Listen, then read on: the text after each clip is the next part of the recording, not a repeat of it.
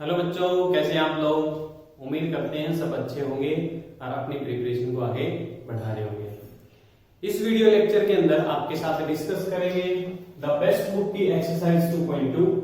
ठीक है, कैलकुलस में ये रिलेशन एंड फंक्शन चैप्टर की सेकंड एक्सरसाइज है। फर्स्ट एक्सरसाइज हम लोग डिस्कस कर चुके हैं। जिस बच्चे ने नहीं देखी है वो प्रीवियस वीडियो को जरूर देखें भाई।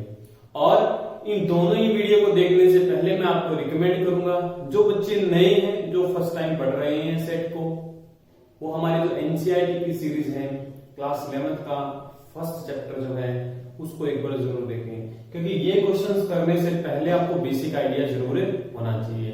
और वैसे भी पता है आपको, आईआईटी जेईई की प्रिपरेशन के लिए कैलकुलस हो या कोई अदर सब्जेक्ट हो, सेंगेज कहे द बेस्ट बुक है।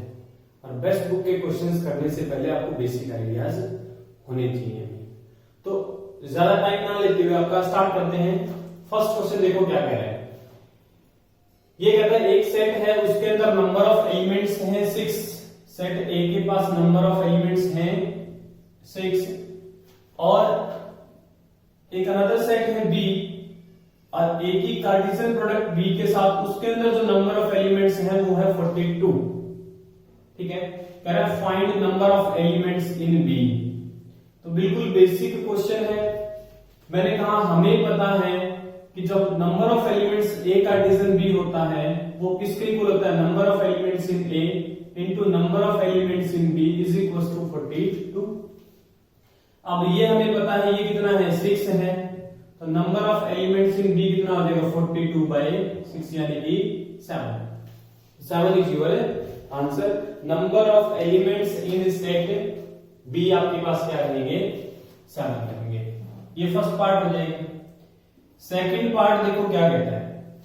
ये कह रहा है if some of the elements of A Cartesian B, यानी कि दो सेट की कार्टेशियन प्रोडक्ट के कुछ एलिमेंट्स आपको बता रखे हैं। Some of the elements, some of the elements क्या है भाई, कंप्लीट नहीं है ये ए कार्टेशियन बी, ये उस कार्टेशियन प्रोडक्ट के कुछ एलिमेंट्स हैं।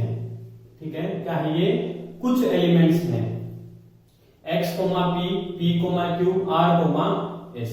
ये कह रहा है इसके अंदर मिनिमम कितने एलिमेंट होंगे। ठीक है, इसके अंदर मिनिमम नंबर ऑफ एलिमेंट्स कितने होंगे ए कार्टेशियन बी के अंदर। तो हमें क्या करना है, इन्हीं एलिमेंट से आइडिया लेना है। ठीक है, मैंने कहा कि जो फर्स्ट प्लेस के ऊपर जो रखे होते हैं, these are the elements of set A, यानी कि सेट ए के पास कम से कम ये एलिमेंट तो रहेंगे भाई, इससे ज्यादा भी हो सकते हैं। सेट बी के पास सेकंड पोजीशन पे जो एलिमेंट्स रखे हैं उनको रख लो, पी, क्यू और एस। कम से कम ये एलिमेंट तो बी के पास रहेंगे। ठीक है, ए के पास भी कम से कम ये एलिमेंट रहेंगे, यानी कि minimum number of elements in A is 3, minimum number of elements in B is 3।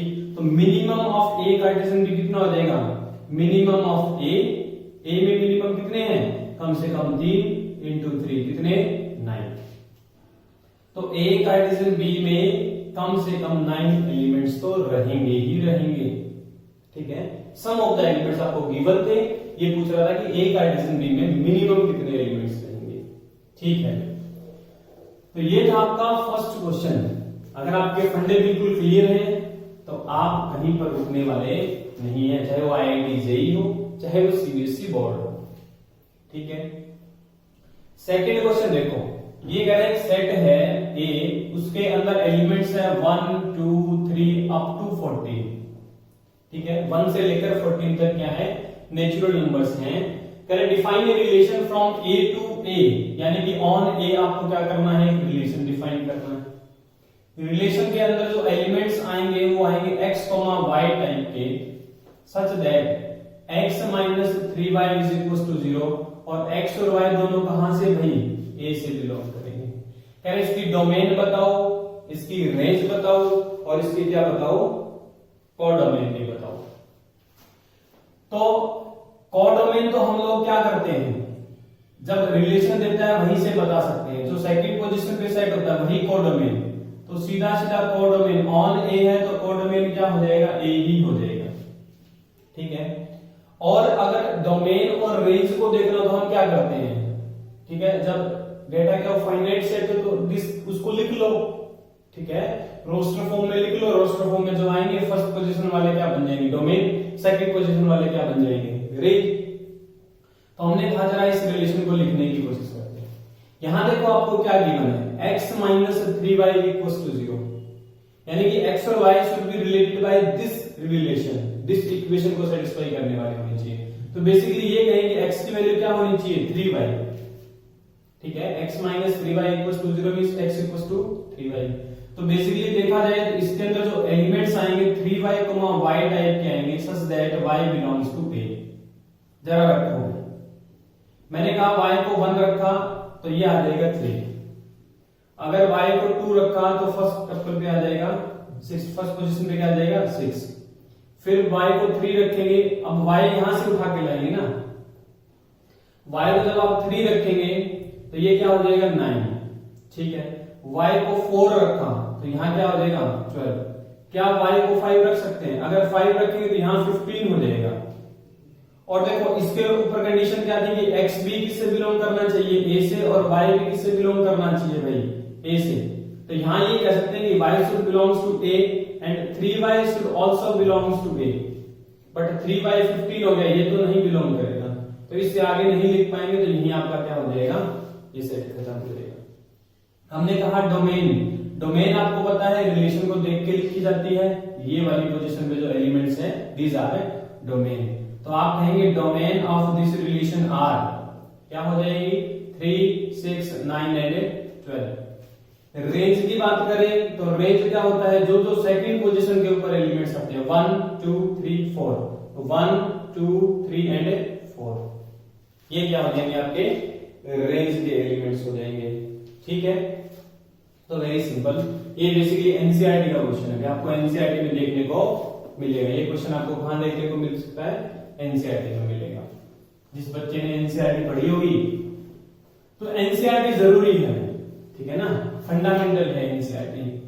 Third question देखो बच्चों, ये कह रहा है एक सेट ए है और सेट ए में जो एलिमेंट्स है 1, 2 एंड 3 है। देन कह रहा है find number of equivalence relation, कौन से रिलेशन है इक्विवेलेंस रिलेशन।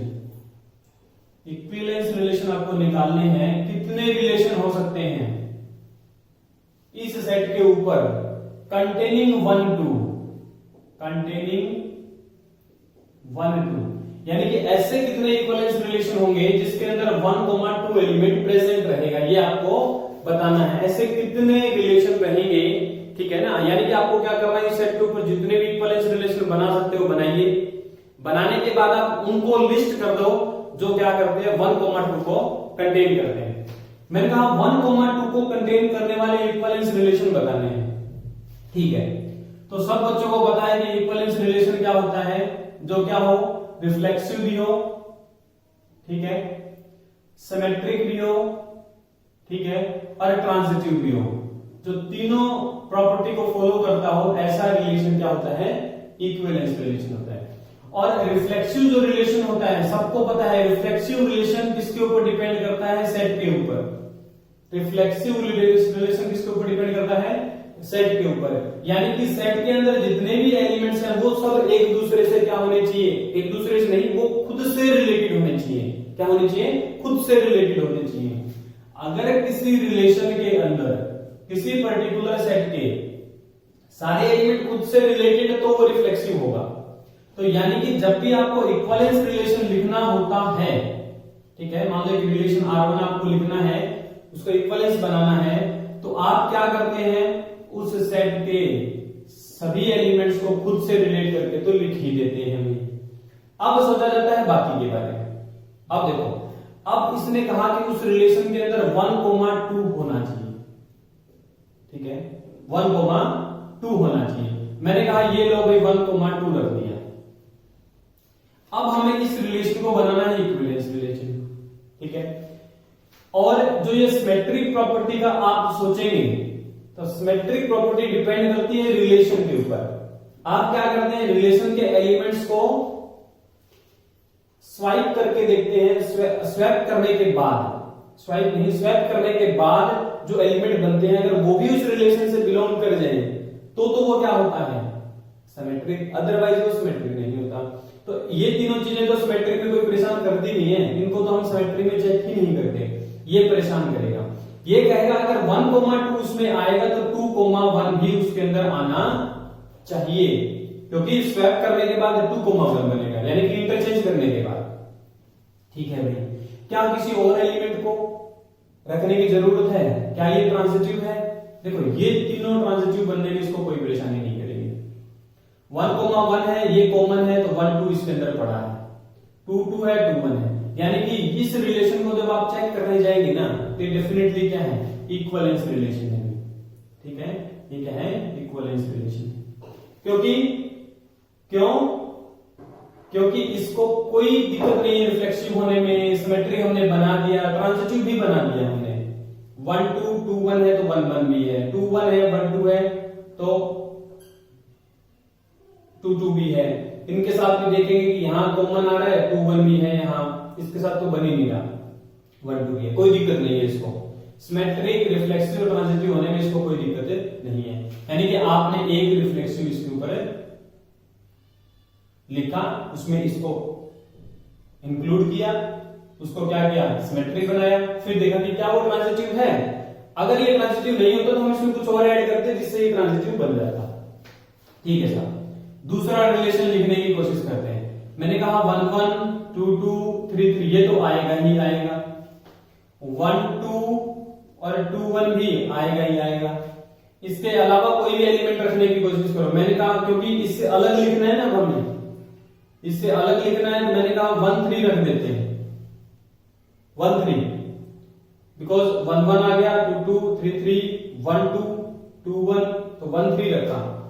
1 3 रखेंगे तो 3 1 बनाना रखना ही पड़ेगा। क्यों रखना पड़ेगा? क्योंकि सिमेट्रिक कहेगा कि अगर आप खाली इसको रखते हैं तो हम इसको सिमेट्रिक नहीं होने देंगे। हमने कहा हम इसको सिमेट्रिक बना देंगे, 3 1 रख देंगे भाई, 3 1 रख दिया तो कितने एलिमेंट हो गए, 3 2 5 और 2 7 एलिमेंट रह गए। अब टोटल 3 एलिमेंट है तो ए का एडिशन ए के पास 9 एलिमेंट्स रहेंगे। ठीक है, मैंने कहा क्या अब ये ट्रांजिटिव है? क्या ये जो रिलेशन है ये ट्रांजिटिव है? अगर ये ट्रांजिटिव भी होगा तभी तो इक्विवेलेंस बनेगा। आप इसको चेक कर लेंगे। आपने कहा इसमें 3 1 है, ठीक है, क्या है, 3 1 है, 3 1 इस रिलेशन से बिलोंग करता है, किससे भाई, R2 से। अगर 3 1 बिलोंग करता है और 1 2 भी बिलोंग करता है, 1 2 भी R2 से बिलोंग करता है, तो इन दोनों में ये पोजीशन कॉमन आ गई भाई। ट्रांजिटिव की डेफिनेशन यही कहती है कि सेकंड और फर्स्ट अगर पोजीशन किसी दो एलिमेंट में कॉमन है तो ये पोजीशन से जो बनता है वो भी उस रिलेशन के अंदर होना चाहिए। क्या ये इस रिलेशन में है? ये नहीं है। नहीं है तो हमें क्या करना पड़ेगा, रखना पड़ेगा। क्यों रखना पड़ेगा? क्योंकि हम तो इक्विवेलेंस लिखने वाले हैं। इक्विवेलेंस ट्रांजिटिव भी होता है। 3 2 रखा, 3 2 रखते ही सिमेट्रिक है, सिमेट्रिक ने कहा हमारे नाम पे 2 3 रखो, हमने कहा ये लो रख दिया। क्या ये अब इक्विवेलेंस रिलेशन है? ये बिल्कुल इक्विवेलेंस रिलेशन है। क्यों इक्विवेलेंस है? क्योंकि इसके अंदर 3 3 6 और 9 एलिमेंट हो गए और सबको पता है कि A क्रॉस A खुद जो होता है वो क्या होता है, इक्विवेलेंस रिलेशन होता है। ठीक है ना, यूनिवर्सल इक्विवेलेंस रिलेशन होता है ये। ठीक है, तो कोई दिक्कत नहीं है इसके तो, यानी कि आप क्या बन गया, ये इक्विवेलेंस। तो ये लो, तो कितने नंबर ऑफ इक्विवेलेंस रिलेशन बन सकते हैं यहां? देखो इससे आप और क्या बनाएंगे, इसमें क्या ही ऐड करेंगे, सबसे बड़ा आ गया ये, सबसे छोटा यही बना था, तो 2 ही रिलेशन बनेंगे आपके पास में इस सेट के ऊपर जो 1 2 को कंटेन करते हो और इक्विवेलेंस भी हो। ठीक है, ऐसे आप इसके बारे में सोचेंगे।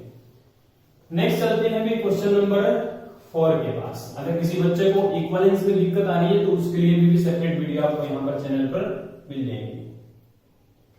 क्वेश्चन नंबर 4 देखो, क्वेश्चन 4 कह रहे हैं कि let S be the set of all real number, यानी कि S क्या है, सेट ऑफ रियल नंबर्स है। एक रिलेशन लिख रखा है इसने, रिलेशन को R1 नाम दे देते हैं। इसके अंदर कह रहा है कि A, B टाइप के एलिमेंट्स हैं such that 1 plus AB is greater than 0 on S। on S का मतलब क्या है, A और B किससे बिलोंग करेंगे, एस से, यानी कि ए और बी क्या है, रियल नंबर्स है। कह रहे कि शो करो कि ये रिफ्लेक्सिव रिलेशन है, सिमेट्रिक है बट नॉट ट्रांजिटिव। तो पहली बात देखो भाई रिफ्लेक्सिव के लिए, ठीक है। रिफ्लेक्सिव क्या कहता है, रिफ्लेक्सिव कहता है कि जिस सेट के ऊपर आपने रिलेशन बनाया है उस सेट के सारे एलिमेंट क्या होने चाहिए, खुद से रिलेटेड होने चाहिए अंडर दैट रिलेशन। मैंने कहा कि ए रिलेटेड टू ए होना चाहिए for all a belongs to S. अगर ऐसा होगा, ठीक है, अगर ऐसा होगा तो ये रिफ्लेक्सिव, अदरवाइज रिफ्लेक्सिव नहीं है। तो ए कोमा ए कब रिलेट करेगा भाई, यहां से ए कोमा ए टाइप का एलिमेंट R1 से कब बिलोंग करेगा, कब भाई, जब 1 plus a into A greater than 0, ठीक है। तो आप क्या कहेंगे, आप कहेंगे कि ए और बी की जगह ना, ए और बी दोनों की जगह आप क्या कर दो, ए रख दो। ए रखेंगे यहां तो 1 प्लस ए इंटू ए क्या बन गया, 1 प्लस ए स्क्वायर। आपको पता है square is always greater than equal to 0, plus 1 करेंगे तो इसकी वैल्यू हमेशा ग्रेटर देन इक्वल टू 1 आएगी, ठीक है। तो यानी कि आप ये कह सकते हैं कि 1 plus a square is always greater than 0, ठीक है। 1 plus a square is greater than 0 means this is greater than 0, ठीक है। 1 plus a into a is greater than 0 for all a belongs to S. इसका क्या मतलब हुआ, this imply a is related to a under this relation, this imply R1 is reflexive. R1 क्या है, reflexive. दूसरा देखो भी सिमेट्रिक। सिमेट्रिक क्या होता है, सेट के ऊपर डिपेंड नहीं करता, सिमेट्रिक डिपेंड करता है रिलेशन के ऊपर। ये कहता है कि if A related to B, A अगर बी से रिलेटेड है then B should be related to A, ठीक है। If A related to B then B should be related to A, then the relation is symmetric, otherwise the relation is not symmetric। तो देखो भाई, मान लेते हैं कि कोई एलिमेंट ए है वो रिलेटेड टू बी है, तो इसका मतलब क्या है, इसका मतलब है कि 1 plus A be greater than 0 रहा होगा, ठीक है ना। पहले यहां पर ए है तो पहली पोजीशन पर ए, यहां बी है दूसरे पोजीशन पर बी, तो हम क्या कहते हैं, ए रिलेटेड टू बी। मैंने कहा इसको तो ऐसा भी लिख सकते हैं, a plus b a is greater than 0, ठीक है, यानी कि 1 plus b a is greater than 0। इसका मतलब क्या है, यहां रख के देखो, a कोमा बी था तो a भी लिखा था, तो b a लिखा तो b कोमा a आएगा। This imply b is related to a, b a से रिलेटेड है। तो हमने क्या माना, a is related to b, then हमने क्या प्रूव कर दिया, b is related to a for all a related to b। जैसे ही हमें ये पेयर बनेगा तो हमें ये पेयर भी उसके अंदर मिल ही जाएगा। तो ये क्या बन गया भाई, सिमेट्रिक। तो आप कहेंगे this imply R1 is symmetric. R1 क्या है, सिमेट्रिक। अब ये कह रहा है कि ये प्रूव करो कि ये जो रिलेशन है, this relation is not transitive, transitive नहीं है। देखो, अगर प्रूव करना है तो आप जनरली प्रूव करते हैं, बट किसी चीज को मारना हो, काटने के लिए भाई एक पर्टिकुलर एग्जांपल ही काफी है। आप एक चीज से कॉन्ट्राडिक्ट करवा दो, वो ट्रांजिटिव कभी भी नहीं बन पाएगा। तो देखो भाई, कॉन्ट्राडिक्ट करवाने के लिए क्या करेंगे, ठीक है। थर्ड पार्ट है हमारा ट्रांजिटिव, ठीक है ना। थर्ड पार्ट क्या रहा, ट्रांजिटिव। ट्रांजिटिव में आप कॉन्ट्राडिक्ट करवाएंगे, ठीक है। ट्रांजिटिव में क्या करवाओ, कॉन्ट्राडिक्ट। तो आपको रिलेशन क्या दे रखा है, सेट ऑफ रियल नंबर्स के ऊपर a कोमा b टाइप के एलिमेंट कैसे भाई, a plus a 1 plus a is greater than 0 and a b belongs to s, क्योंकि s के ऊपर रिलेशन है। तो आप ऐसे पेयर लेके आओ भाई जिसमें क्या करता हो, a रिलेटेड टू b हो, b रिलेटेड टू c हो, but a is not related to c, ठीक है। तो लाओ भाई ऐसा, क्या ऐसा एग्जांपल ला सकते हैं, बिल्कुल ला सकते हैं। मैंने कहा कि 1 comma minus 1/2, 1 comma minus 1/2, related belongs to relation R1, belong करते हैं। क्यों? बिकॉज 1 प्लस 1 इंटू माइनस 1/2, आप कहेंगे कि 1 माइनस 1/2, ये क्या है 1/2 which is always greater than 0। ठीक है, 1 comma minus 1/2 always belongs to relation. ठीक है, अब देखो सेकेंड एग्जांपल आप क्या लेके आएंगे, आप ऐसा सेट करो कि ये वाले की प्रोडक्ट और लास्ट वाले की प्रोडक्ट क्या हो जाए, ग्रेटर देन 0 ना रहे। ठीक है, यही तो करते हैं। A is not related to C, A not related to C कब होगा, जब 1 plus AC is not greater than 0 हो। तो आप उसी चीज को ध्यान में रख के करें, ऐसा नहीं है कि मैं रट के बैठा हूं, कुछ भी कर सकते हैं आप अपनी मर्जी से। बहुत सारे एग्जांपल्स आपको मिल जाएंगे, पॉजिटिव नेगेटिव से सेट कर सकते हैं आप इसलिए।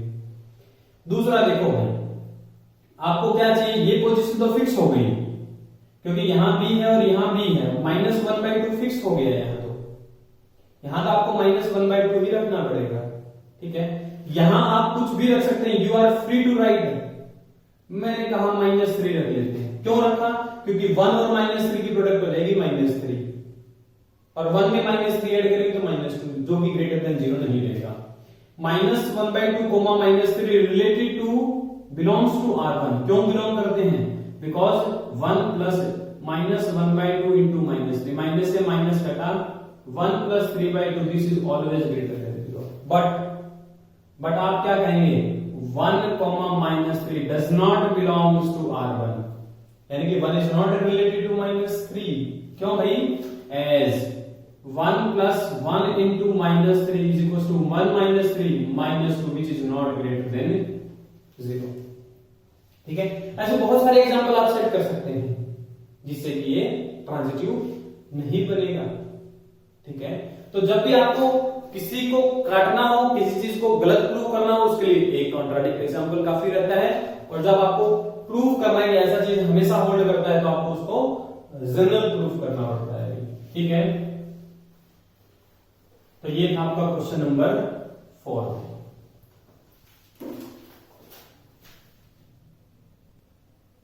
देखो बच्चों, क्वेश्चन नंबर 5 लास्ट क्वेश्चन है हमारा एक्सरसाइज 2.2 का। क्या कहते हैं, let z be the set of all integer, यानी कि z क्या है, सेट ऑफ ऑल इंटीजर्स। एक रिलेशन डिफाइन किया गया है z के ऊपर। ट्रिवियल सा क्वेश्चन है भाई, a, b टाइप के एलिमेंट्स हैं, a और b क्या है, इंटीजर्स हैं, एंड a, b रिलेशन के अंदर कब आते हैं भाई, जब क्या हो आपके पास में a minus b is divisible by 5। ठीक है, तो हमने कहा कि क्या ये रिलेशन रिफ्लेक्सिव होगा, बिल्कुल होगा भाई, बिकॉज हमें पता है कि a minus a equals to 0 which is divisible by 5, is divisible by 5 for all a belongs to z। यानी कि आपने क्या प्रूव कर दिया, a is related to a for all a belongs to z। ऐसा करते ही क्या हो गया, रिफ्लेक्सिव। यही तो डेफिनेशन है रिफ्लेक्सिव की। दूसरा कह रहा है symmetric.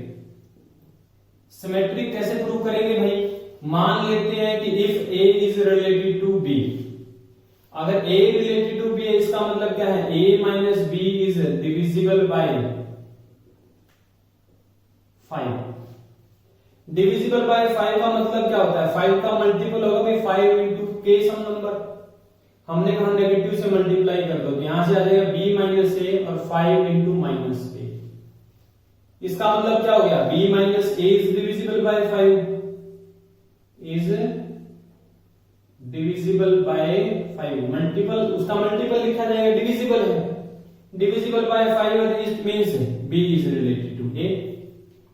a minus b divisible है तो a रिलेटेड टू b है, b माइनस a होगा तो b रिलेटेड टू a रहेगा, तो b रिलेटेड टू a हमने प्रूव कर दिया। ठीक है, थर्ड कहता है ट्रांजिटिव भी। क्या, ट्रांजिटिव। तो ट्रांजिटिव कैसे प्रूव करेंगे, भी मान लेते हैं कि a रिलेटेड टू b है and b related to a है। आपको क्या, sorry, b related to c है। आपको क्या प्रूव करना है कि a is related to c होगा। अगर a रिलेटेड टू b है it means a minus b क्या रहेगा, divisible by 5। Divisible by 5 means a minus b क्या रहेगा, 5 times some number. b minus c divisible by 5 it means 5 into some other number k1। जरा दोनों को add कर दो, ऐड करेंगे तो a minus B plus B minus C, यहां 5 कॉमन लेके क्या देगा, k प्लस k1। ठीक है, क्या आ गया आपके पास में, k प्लस k1। यहां लिख लेते हैं भाई। तो यहां से आप क्या कहेंगे, दिस इंप्लाई, b से b आपका कैंसिल आउट, तो a minus c is equal to 5 time k plus k1।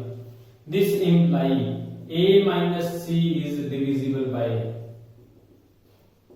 5। Divisible का मतलब तो यही होता है ना कि उसका मल्टीपल लिख पाएंगे। 5 का मल्टीपल है some constant k plus k1, तो it means a is related to c।